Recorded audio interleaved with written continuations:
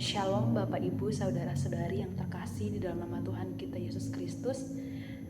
Kita bersyukur Tuhan masih memberikan kita kesempatan untuk hidup di dunia ini. Sebagai ucapan syukur kita mau merenungkan satu bagian firman Tuhan. Namun sebelumnya mari kita berdoa. Kita berdoa. Kembali kami bersyukur, berterima kasih kepadamu ya Tuhan atas segala pertolongan-Mu di dalam kehidupan kami. Kami sungguh mengucap syukur Tuhan boleh menolong setiap kami.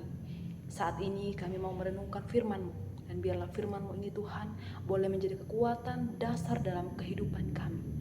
Ajari kami untuk mengerti firman-Mu Tuhan, untuk sungguh-sungguh merenungkan firman-Mu di dalam kehidupan kami. Setiap pembacaan firman-Mu Tuhan dari awal sampai akhirnya di dalam tangan kasih-Mu. Dalam nama Tuhan Yesus kami berdoa dan bersyukur. Amin. Bapak Ibu Saudara, pada saat ini kita akan merenungkan satu bagian firman Tuhan dengan tema kasih yang mengubahkan. Firman Tuhan kita pada hari ini terambil dalam kitab Yohanes 3 ayat yang ke-16.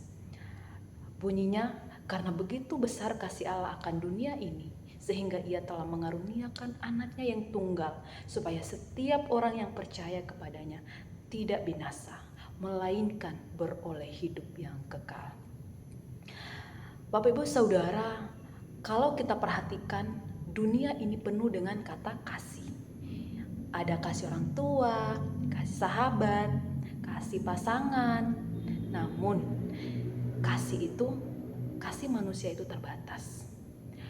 Ada waktunya kasih itu bisa berubah menjadi kecewa, berubah menjadi sakit hati, bahkan kebencian. Tetapi ada satu kasih yang tidak berubah.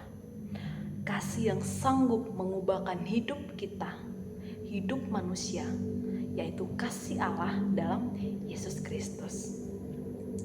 Bapak Ibu Saudara, hari ini kita akan belajar tema yang sudah saya sampaikan, yaitu kasih yang mengubahkan. Ada beberapa poin yang akan kita pelajari. Yang pertama adalah kasih Allah yang menerima kita apa adanya.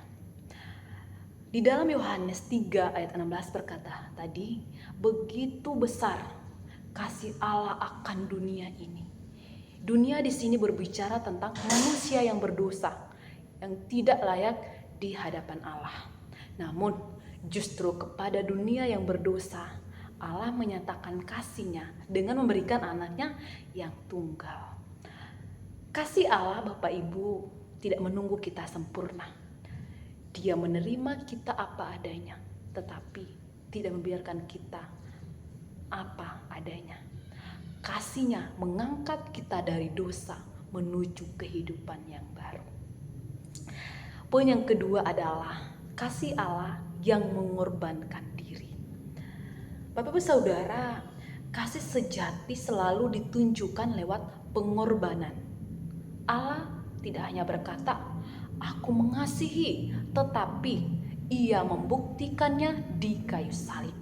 Yesus rela mati atas segala dosa-dosa kita supaya kita hidup.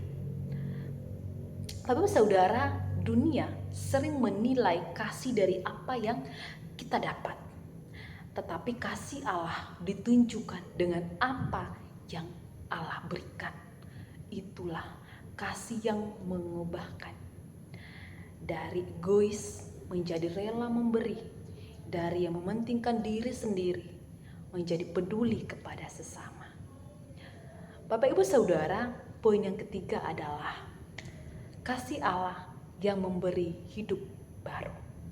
Yesus berkata, supaya setiap orang yang percaya kepadanya tidak binasa, melainkan beroleh hidup yang kekal. Artinya Bapak Ibu Saudara, kasih Allah bukan hanya menyelamatkan kita dari hukuman, tetapi memberi hidup yang baru, yaitu hidup yang penuh pengharapan. Bapak Ibu Saudara, Allah sanggup mengubahkan hidup orang berdosa menjadi alat kemuliaan di tangannya. Kita melihat Rasul Paulus, bagaimana kehidupan yang dulu dia dikatakan penganiaya jemaat. Namun sekarang kita tahu bahwa dia menjadi rasul yang setia. Itulah kasih Allah yang mengubahkan.